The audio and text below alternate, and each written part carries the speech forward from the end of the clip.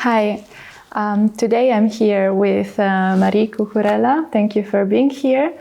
And today we are going to talk about gender-based violence, a phenomenon that is affecting our society and that hinders the full enjoyment of human rights.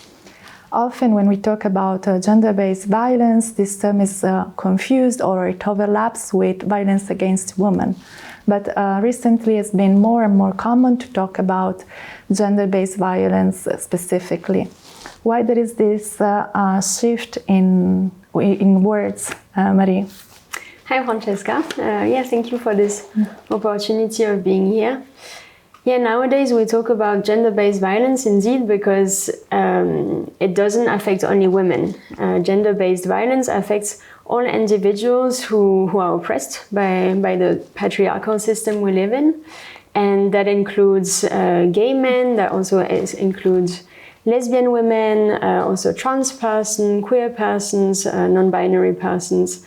And the term gender-based violence is really illustrating this discrimination affecting everyone who is not in a position of power. Generally, the shift of this term shows that structural violence behind it, and that is not touching just one group, the group of women, but that is a bigger structural issue of power, a power dynamic behind it. So how does patriarchy and masculinity impact the entire society, and so how they are also affected, not only women but other identities as well? Yeah, I mean, the term gender-based violence doesn't include cis men per se, but of course, in a way, they're also included in this term because it's also very common that men that do not fit with this image of dominant masculinity are also bullied, are also having issues with other men, are also victims of different kinds of violence.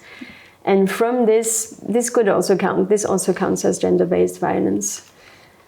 Examples of this, I think everyone has heard sentences like boys don't cry or man up or be strong. And this is creating a lot of pressure also for people socialized as guys in society to embody this dominance, to embody these masculinities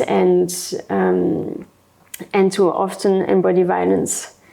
I think one problem with this is that, of course, it's hurtful to others, but it's hurtful to men as well in this society.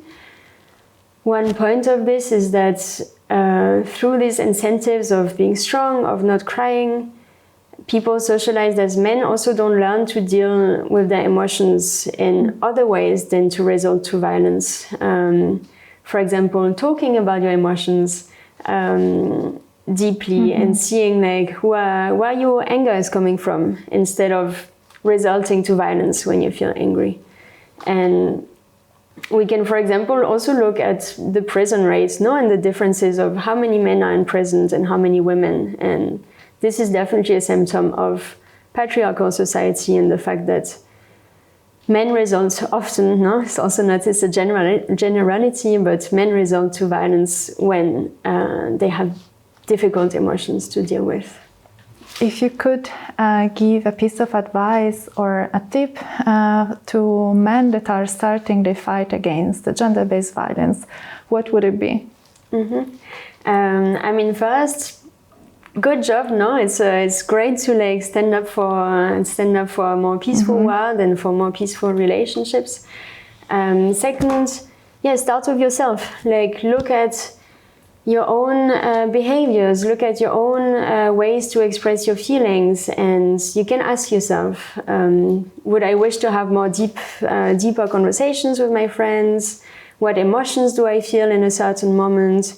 If I'm feeling angry, where's that coming from? Why am I feeling this anger? Which emotions are hiding behind it? It really starts with yourself. So with doing this reflection process with yourself, you can also do it with your friends. You can share your reflections with your guy friends, and with all of your friends, with people around you, and share these questions and also lead them to questions these behaviors. And also, of course, when you see violence happening or aggression happening, you can also intervene. And this is civil courage, no? It's difficult to do, but it's also very, it's also very gratifying to do. Yes, a tip to intervene is maybe not to go directly to the person who's aggressing and tell them, you know, like get in a conflict situation with them, but more like look at the person who is being aggressed and ask them if they're okay, maybe if they want to go on a walk with you, if they need support. And this very often allows to de-escalate the situation without yourself getting in a massive conflict with the person who is aggressing and being angry right now. Of course, also directly addressing the aggressor is also very important. But then a tip is to do it maybe a bit after, once the anger has gone down. So a few hours after or a few days after, asking to the person like, hey, can I talk to you about something? I want to say I felt a bit uncomfortable in that situation. Do you know what happened? How come that you reacted in this way? And I think what's important there is also not to tell the person like, hey, you did something wrong, it's really bad what happened, but more to question it and to talk for yourself that you felt uncomfortable and question like, why did this happen? How does the person feel about it? And this way point out that the situation is actually not acceptable. Yeah, so good luck with this. I think it's a great work to do. It's difficult at the beginning, but it's what I said. It's very gratifying and it's also very important. So good luck with this work. Perfect. Thank you so much for all of your insights.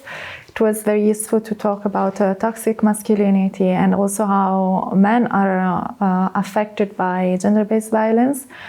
Thank you for your time, and I want to remind everybody to check our resources on the website. You can find a link in the description, and I would like also to specify that in the framework of this project we are targeting men as part of the solution against gender-based violence, but is only one of the possible approaches. So we do recognize that there are multiple identities involved. And we hope to have the chance to give the space to everybody. Thank you. Thank you.